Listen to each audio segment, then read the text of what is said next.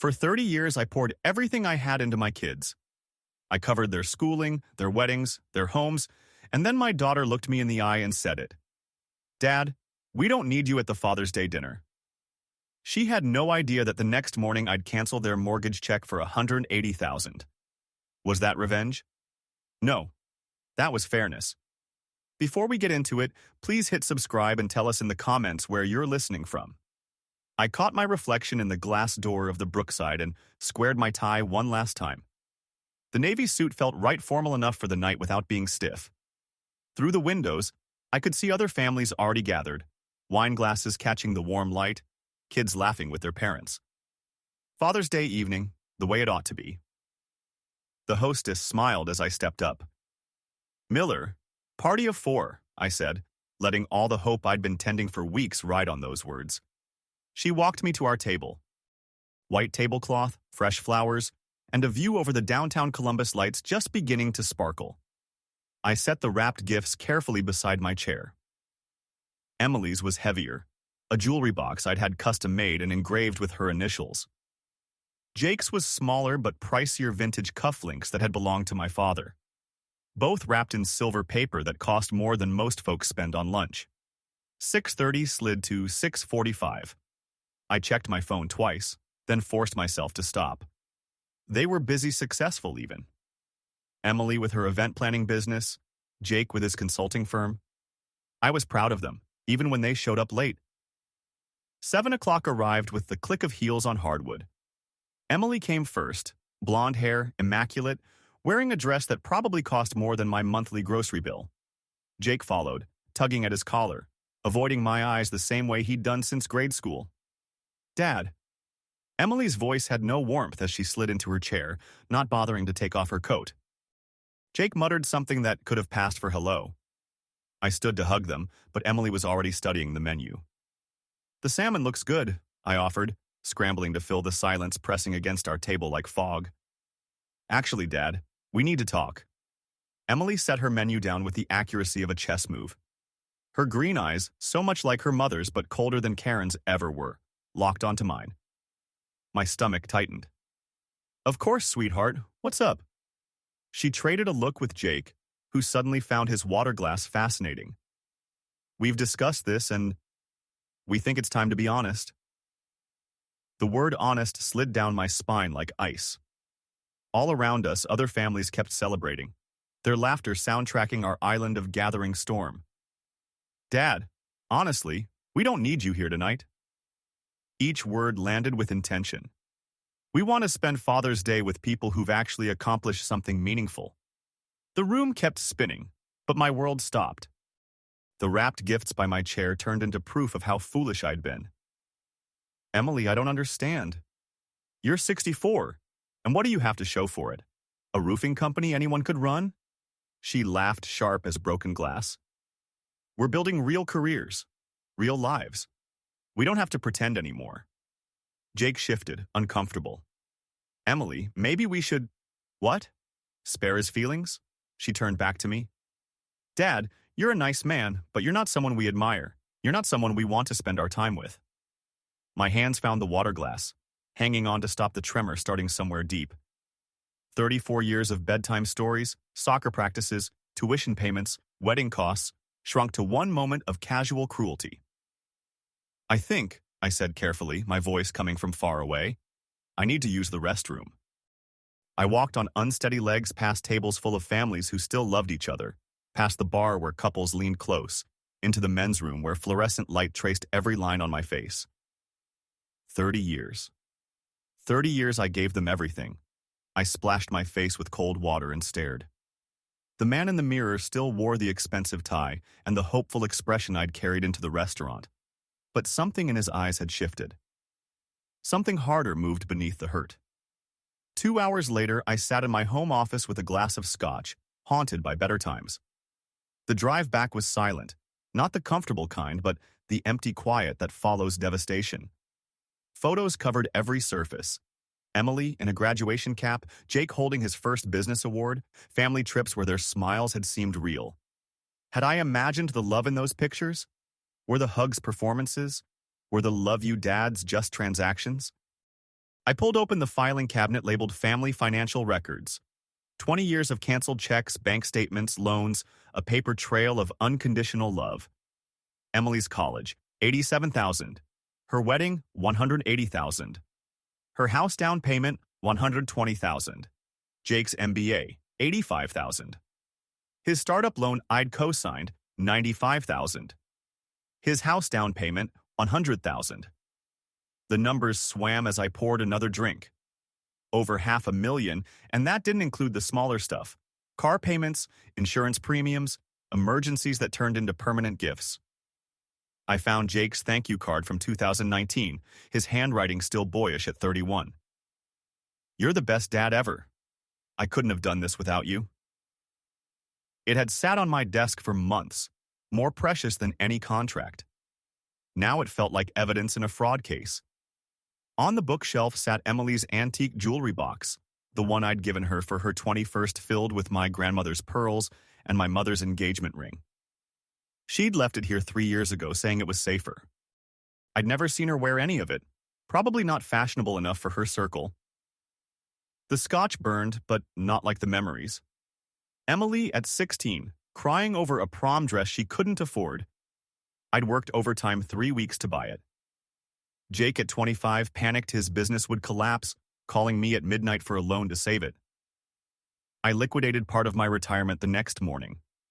Every sacrifice felt like love in action. Every check was an investment in their happiness, their success, their future. I'd built my roofing and remodeling company from scratch, 16-hour days, bleeding knuckles and aching backs, so they could have chances I never did. Karen's voice floated up from memory. David, don't spoil them too much. They need independence. I'd kissed her forehead and promised, then wrote another check the next week. She's been gone 5 years now, and I wondered what she'd think of that dinner. I opened another album, Emily's wedding. She glowed in the $5,000 dress, inside the $50,000 reception hall, surrounded by the $200 per plate dinner I insisted on paying for. Nothing's too good for my little girl, I'd told the planner. Emily had kissed my cheek and whispered, "Thanks for making it perfect, Daddy." Was that kiss real? Was any of it? The office hushed, just my grandfather's clock ticking and the distant hum of traffic. I moved to the window and looked out over the city lights. Columbus sprawled below. Thousands of families tucked in for the night, most dealing with normal stuff, homework, bedtimes, mortgages. My reflection showed a different man than the one who'd entered 3 hours earlier. Still hurt, yes, but something was forming under the pain. Something that felt a lot like clarity. I built their lives. Maybe it's time to see how they build their own. The lights blurred as I pressed my forehead to the cool glass. 11:30 p.m., and my mind had never been clearer. The fog I'd lived in for years was finally lifting. I returned to my desk and sorted the scattered papers into neat stacks. One pile for Emily's dependencies, another for Jake's, a third for joint accounts where I was guarantor or co-signer. The businessman in me, dormant through years of indulgence, snapped awake. My gold pen, the one the roofers union gave me 20 years ago, felt solid in my hand as I took notes. Emily. Credit cards guaranteed by DM, car loan, co-signed. Health insurance on my policy, cell on my family plan. The list grew as I traced every connection. Jake. Business line guaranteed by DM, mortgage co-signed, car insurance bundled with mine, emergency transfers averaging $3,000 a month. I paused. $3,000 monthly in emergencies that had become routine. When did I stop asking where it went? I dialed my lawyer, knowing it had hit voicemail. Eric, it's David Miller. I need to change some financial arrangements. Call me tomorrow. It's urgent. My voice even sounded different, less accommodating, more decisive. Next, I called my accountant. Janet, David Miller. I need a full review of every obligation, especially those tied to my kids. Let's do it this week. The scotch sat forgotten. Adrenaline worked better. I pulled a yellow legal pad and drafted questions. What happens to Emily's mortgage if I withdraw as co-signer? Can Jake's business stand without my backing? How quickly can we legally end these commitments? Each question felt like fitting armor protection against the manipulation that had steered me for so long. They weren't my kids in this frame. They were adults who chose to sever our emotional ties. If they wanted independence from me personally, they could have it financially too. I caught myself talking to the empty room, a habit since Karen died. You know what, David? You're not some failure. You're not unsuccessful. You built a company that employs 47 people. You own this house free and clear. You have investments, savings, a good name in this city. Cold water realization. I'd let them define my worth while they lived on my money. They despised the man whose cash built their social ladder. I opened my laptop and made a spreadsheet. Financial Independence Project. Columns. Dependent, type of support, monthly cost, legal steps to terminate, timeline to withdraw. It wasn't emotional anymore. It was strategic. My business worked because I understood relationships are transactional. Contractors deliver, clients pay, everyone honors obligations. With Emily and Jake, I'd forgotten that. I provided financial support, emotional bandwidth, problem-solving, receiving nothing but contempt. The clock chimed midnight, and I felt more alive than I had in years. Tomorrow I'd start a new phase one where mutual respect was a requirement for continued relationship. If they judged me inadequate, they could do it without my money. I locked the organized documents in the safe, set my alarm for 7 a.m., and climbed the stairs. One thought crystallized as I went. Tomorrow, I make calls. It's time they learned what independence costs. 7:30. Monday morning found me back at my desk with coffee instead of scotch, casual clothes but sharp focus. The rawness from 2 nights ago had hardened into cold efficiency. Legal pad ready, phone within reach. I began with Emily's bank, where I'd co-signed her mortgage and guaranteed 2 credit cards. This is David Miller. I need to confirm my obligations and discuss account changes. The rep was helpful, maybe too helpful. Mr. Miller, I show you as guarantor on a $127,000 in outstanding balances across 3 cards, plus a mortgage balance of $340,000. Minimum payments run about $3,200 monthly, though accounts like this often pay more. I wrote it down. And if I remove myself? The primary account holders must qualify independently. Given current debt to income, that might be difficult. Jake's picture wasn't prettier. His successful consulting firm carried $47,000 in credit card debt, also under my guarantees. The business loan I'd rescued 2 years ago still had $78,000 outstanding, with 6 years to run. How's the business revenue? I asked the banker. I can only speak to account activity, sir, but let's just say the cash flow suggests ongoing challenges. My accountant called back while I reviewed insurance. David, I got your message.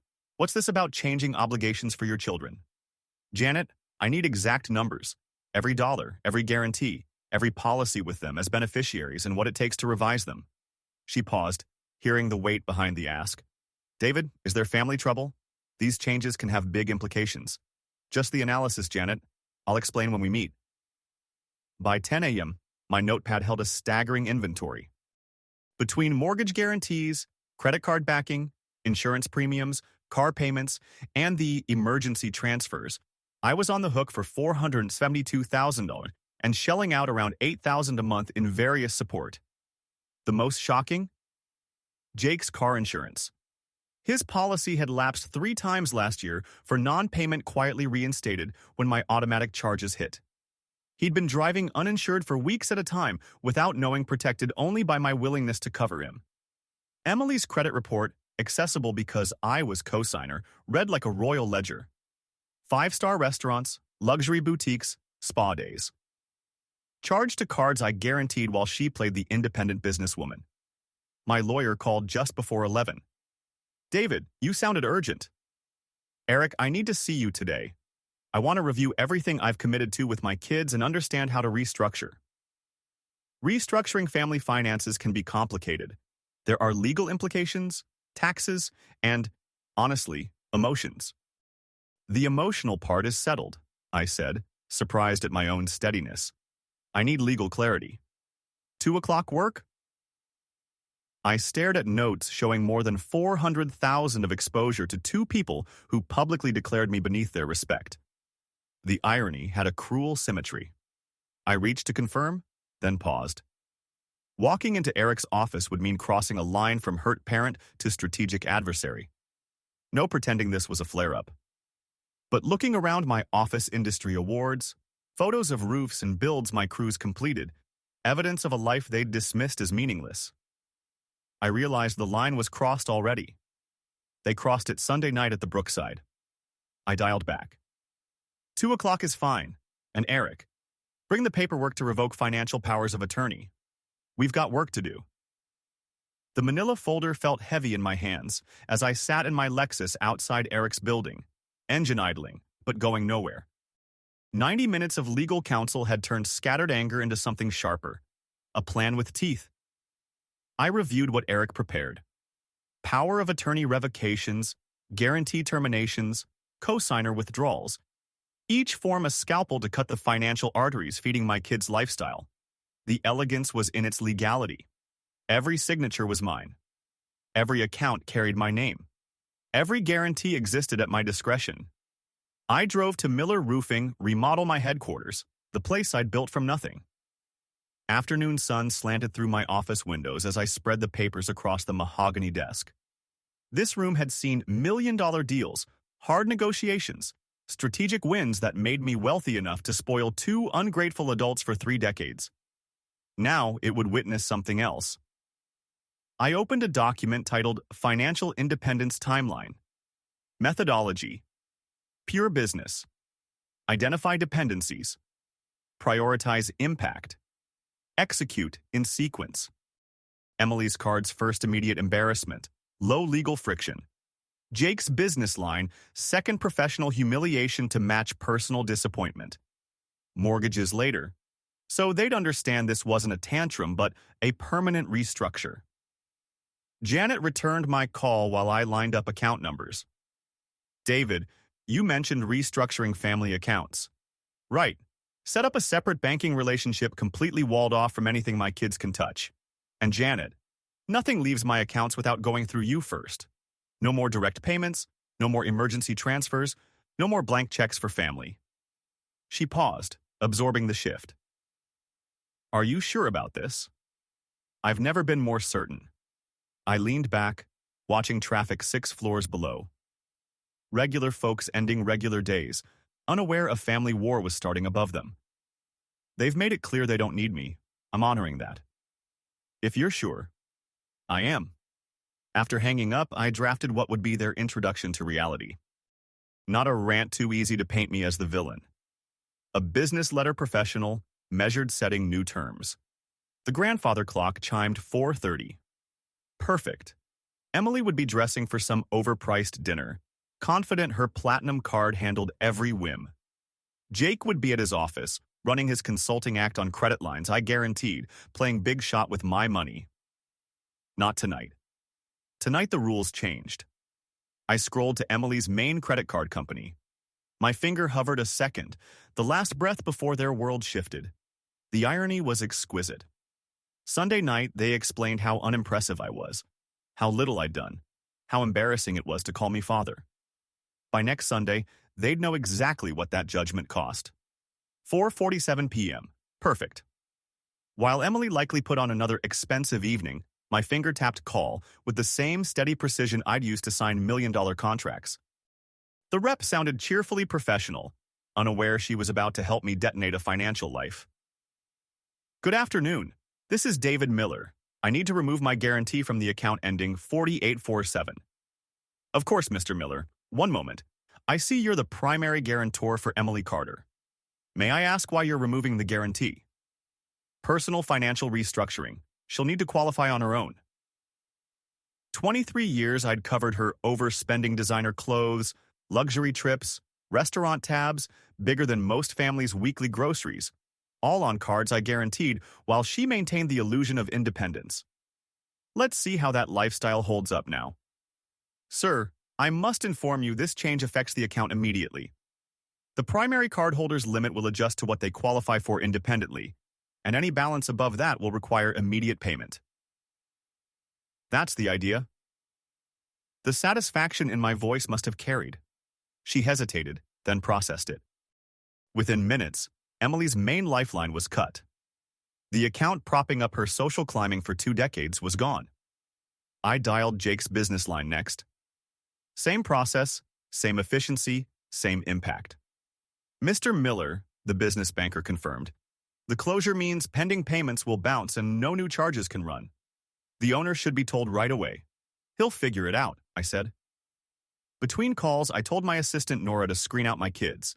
If Emily or Jake call, I'm in meetings all week. Take messages. I won't be returning them. Nora, who'd watched me spoil them for 15 years, simply nodded. Yes, Mr. Miller. Anything else? If they show up, call me before you send them in. And Nora, document everything. By 5:15, I'd canceled 3 of Emily's cards and Jake's business line. The methodical dismantling felt cleaner than anger, more final than shouting. It was business, cause and effect, action and consequence, the order they somehow never learned. I reached for my phone to cancel Emily's auto insurance when a text flashed. Emily. Dad, something's wrong with my card. The restaurant says it's canceled. This has to be a mistake. Call me ASAP. I read it twice and pictured the scene. Emily at some upscale spot, card declined, cheeks flushing as other diners watched. The entitled princess discovering her kingdom was sand. I set the phone face down without replying. 30 minutes of quiet work followed. I canceled Emily's auto policy, the one she'd never paid for but assumed would always exist. I removed Jake from our family cell plan, a perk he'd enjoyed free for a decade, while building his independent business. My phone stayed silent ringer off, but the screen kept lighting up. Emily. Jake. Emily again? Panic was beginning. I allowed myself one voicemail from Jake. His voice carried a tremor I'd never heard the sound of someone watching his safety net vanish. Dad, what's going on? My business account froze. The bank says you pulled the guarantee. There must be a mistake. Payroll is tomorrow and vendors are due. Please call me. The desperation was music. For years, Jake treated our conversations like interruptions. Now, urgency dripped from every word. Emily's voicemail came with a different flavor. Demanding, not pleading, still convinced she could order me to fix what she framed as a problem rather than see it as accountability. Dad, this isn't funny. My insurer says my policy's canceled. My phone is suspended. Fix this now. I have a reputation to maintain, and this is humiliating. Reputation, her true north. Every choice measured by how it looked to her shallow circle. The thought of that crumbling brought a smile I hadn't felt in years. I kept going. Jake's business insurance canceled. Emily's health insurance I'd kept since her divorce terminated. Each call felt like removing a long-embedded splinter. The intercom buzzed. Nora's voice held a warning. Mr. Miller, your daughter is here. She seems upset.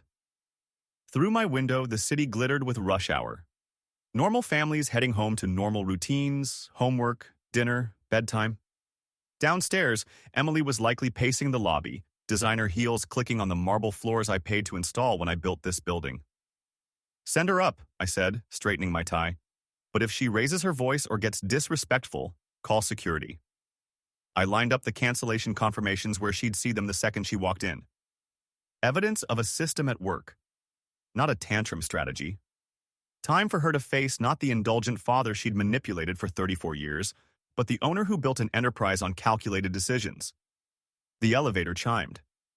Emily burst in like she owned the place, which, in her mind, she always had. Everything I'd built, she assumed, was partly hers by birthright. Her blonde hair was flawless despite the crisis. The designer dress likely cost more than most earn in a week, jewelry catching the office lights with expensive fire. All bankrolled by me, all about to be out of reach. Dad, fix this, now. She didn't sit, didn't glance at the paperwork, didn't notice the power shift. Do you know how embarrassing this is? My card was declined at the Juniper in front of the Bridgewater Foundation board. These are important people. Embarrassing? I leaned back, finally seeing my daughter clearly. Tell me about embarrassing, Emily, like Father's Day dinner? Her jaw tightened, but she plowed forward with the old entitlement. Dad, I'm sorry if we hurt your feelings, but this is extreme. You can't cut off my accounts over one dinner conversation. One conversation? I lifted the stack of cancellations, letting the paper whisper in the quiet. 30 years of conversations, Emily. 30 years of apologizing for my kids' behavior. Not anymore. She finally noticed the document's bank letterheads, account numbers, termination notices. Her eyes widened. What is all this? Your introduction to independence. You said you don't need me in your life. I'm just honoring that. The mask cracked. Her composure slipped as she realized this wasn't a flare-up to be managed. It was a full restructure. She sat, movement suddenly smaller. Dad, look, maybe we were harsh Sunday, but you can't seriously expect us to what? Support yourselves? Operate without my money? Live within your means rather than mine? Tears appeared, practiced, well-worn. We never asked to be born. You owe us. Family takes care of family. Family. I tasted the word. When did you last treat me like family, Emily? When did Jake? When was the last time either of you called just to ask how I'm doing? When did you invite me anywhere without needing money? She started to speak, then closed her mouth. We both knew. You want to know what family looks like? I gestured at the walls photos from job sites, award nights, community projects, a lifetime they'd dismissed as meaningless. Family doesn't humiliate their father in public. Family doesn't treat him like an ATM with legs. The tears dried when she realized they weren't working. Her face hardened into that teenage look, the one she wore whenever she was told no. So what? You're cutting us off over one stupid dinner? Over 34 years of taking everything and offering contempt in return. She stood, chair scraping. Fine. You want to play games? Jake was right about you. You're a pathetic old man trying to buy love. Well, congrats, Dad. You just lost the only family you had left. She stormed to the door, heels popping against the floor like gunshots. At the threshold, she spun with venom. And don't expect us to crawl back when you change your mind. Some bridges stay burned. The door slammed, rattling the windows. I sat in the sudden quiet, opened a drawer, and pulled out a thicker file. Phase 2. Emily was wrong about one thing. I had no intention of changing my mind. Some bridges need burning. Morning sun poured across my desk as I opened Phase 2. Her parting shot did something I didn't expect. It scrubbed away the last scraps of guilt. When your daughter calls you pathetic for building the very empire funding her lifestyle, the gloves come off. I laid out the documents like a general mapping the final push. Mortgage guarantees, health policies, trusts, club memberships, every thread connecting my money to their lives ready to cut cleanly. First call, Midwest Trust Bank, where I guaranteed both mortgages. This is David Miller. I need to terminate my guarantees on accounts 4847-2291 and 4847-2292, effective immediately. The banker sounded professionally concerned. Mr. Miller, those are substantial. The borrowers will need to requalify, and given their debt to income, that's their issue now. I signed while we spoke, each signature like slicing off a deadweight anchor. Within 30 days, both Emily and Jake would face foreclosure if they couldn't refinance. Given their habits, that seemed unlikely. Next, the health policy covering Emily's whole household. Her kids? My grandkids would lose coverage at midnight unless she found options. The irony cut deep. The person who mocked my lack of meaningful accomplishments would now scramble to replace benefits I'd quietly provided for years. I want to change the education trusts, I told the banker on my third call. Actually freeze them entirely. The beneficiaries are no longer eligible. My grandkids' college funds, carefully built with monthly contributions, would remain intact but unavailable. Let Emily and Jake explain why Grandpa's meaningless company couldn't underwrite their education anymore. The country club memberships took 5 minutes. Emily prized Lakeside Hills, not for golf she rarely played, but for the networking. She'd built much of her reputation there. That pipeline ended with my cancellation. By noon, I dismantled 30 years of scaffolding in under 4 hours. Each call felt cleaner than anger. This was math. Action. consequence. I drafted formal notices explaining each change, pure business tone. No blame, no heat, just facts. Due to a reassessment of financial obligations, the following arrangements terminate effective immediately. Nora buzzed as I sealed the last certified envelope. Mr. Miller, you've had 47 calls from Emily and 23 from Jake. Keep taking messages. Forward everything to voicemail for the next week. They'll have plenty to discuss. I handed her the certified letters. Each one a precision strike, teaching lessons indulgence never could. Send these today, and Nora, clear my calendar next week. I expect family business. An unknown number lit my phone.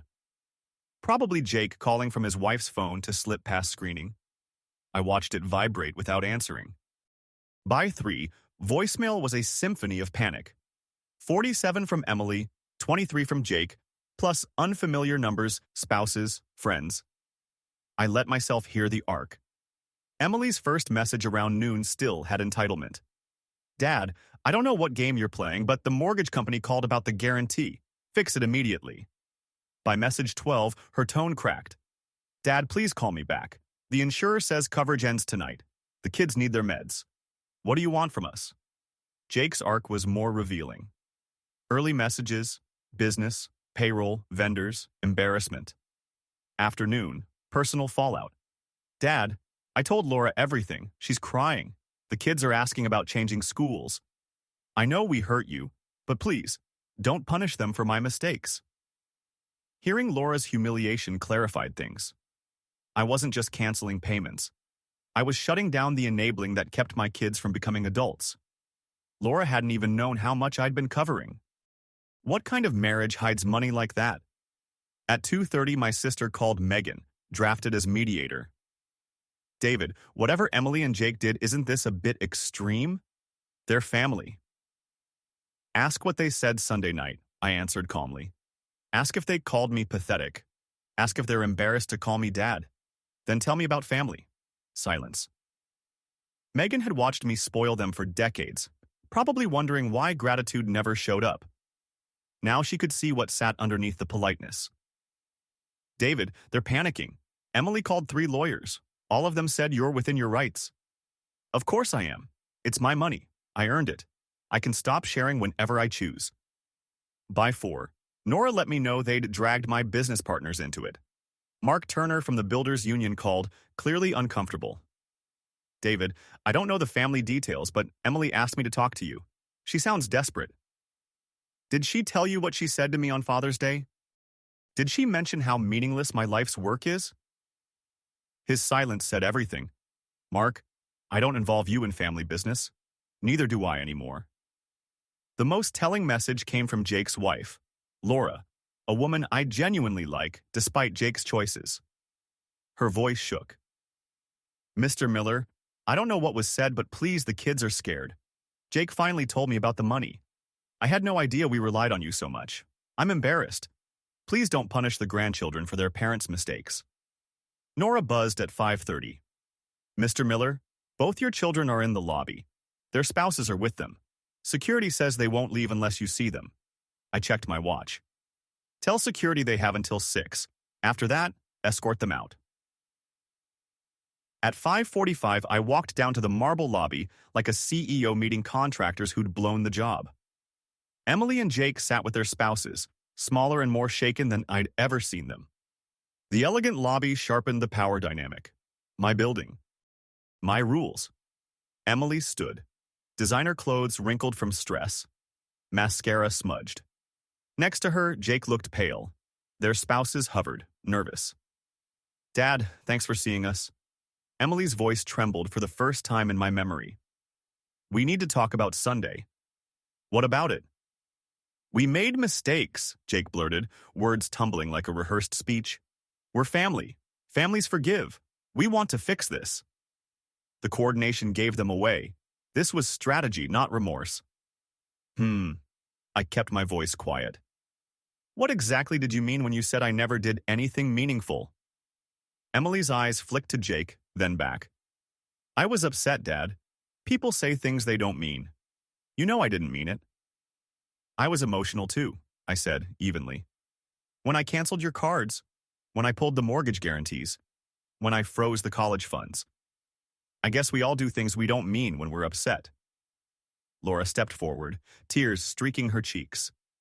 Mr. Miller, I know you're hurt. Please think about the kids. They don't understand why their grandpa suddenly doesn't love them. I love them, I said, firm. That's why I'm teaching their parents responsibility. Something I should have done 30 years ago. Emily's mask slipped again, frustration leaking through. Dad, just say what you want to make this right. An apology? Fine, we're sorry. Admit we were wrong? We were wrong. What else? The insincerity was breathtaking. She was apologizing to my wallet. Emily, answer honestly. If I restored all the support right now, would you invite me to dinner next Sunday? Would you call to ask how I'm doing? Would you treat me with basic respect? Her hesitation told the truth. Dad, that's not fair. What's not fair is taking everything and giving back contempt. I straightened my jacket and glanced at my watch. You have until Friday to sort your mortgages. Your health insurance ends at midnight. The club memberships are already gone. Jake stepped forward, desperate. Dad, we can change. We'll be better. Give us another chance. I gave you 34 years of chances, Jake. I gave you everything.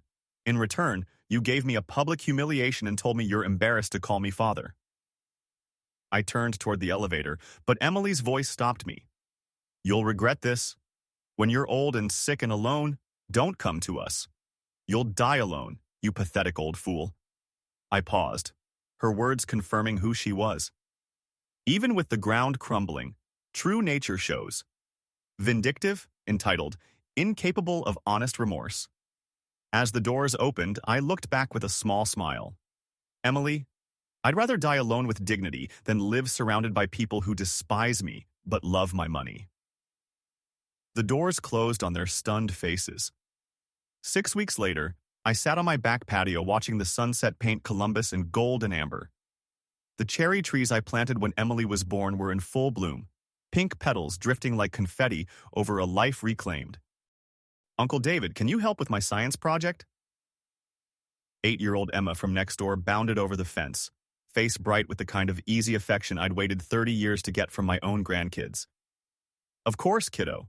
What are we making this time? A volcano! Mom says you know construction stuff so you can make it really explode. Her enthusiasm was contagious. For a month, Emma and her siblings had adopted me as their honorary grandpa, bringing drawings, asking for homework help, saving me seats at their school plays. Their parents, the Hendersons, had become close friends, people who valued me for me, not my bank account. Robert, sorry, David, you seem different, Tom Henderson said, handing me a beer as he sat. Happier. Lighter. I learned the difference between being loved and being used, I said, watching Emma sketch her volcano with serious focus. That difference ran deep. These neighbors appreciated small kindnesses, help moving a couch, advice on repairs, a listening ear, and gave the same back. Real relationships, mutual respect instead of financial dependency. My new will, signed 3 weeks ago, reflected the shift. Most of my estate will fund scholarships for kids whose parents can't afford college, kids who might appreciate opportunity more than my own grandkids have. The rest goes to friends like the Hendersons and to the longtime employees at Miller Roofing Remodel, people who've shown loyalty and respect.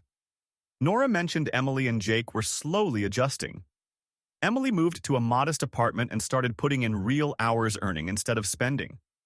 Jake downsized his business and learned to operate on actual profit instead of guaranteed credit. I took no joy in their struggles, but no guilt either. Natural consequences were teaching what indulgence never did.